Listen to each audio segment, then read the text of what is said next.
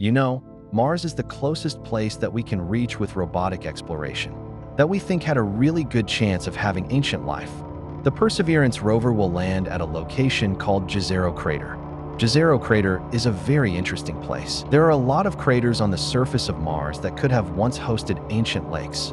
But not every crater that we think had a lake actually preserves evidence that that lake was there. It had an inflow channel and it had an outflow channel. That means it was filled. The crater was filled with water. In Jezero, we have probably one of the most beautifully preserved delta deposits on Mars in that crater. This is a wonderful place to live for microorganisms, and it is also a wonderful place for those microorganisms to be preserved so that we can find them now, so many billions of years later. There is no other place on Mars that has the unique combination of a lake setting, a beautifully preserved delta, and the diverse mineralogy that we have in Jezero Crater. So it's truly a special landing site. The major goal of the Perseverance mission is to investigate astrobiology on Mars, and in particular, to address the question of whether life ever existed on Mars. The Perseverance rover starts with a design that's very similar to Curiosity, but we've added to it a whole new set of science instruments. And these science instruments were purposefully selected to help us in the search for biosignatures. We're going to be taking microphones with us. For the first time,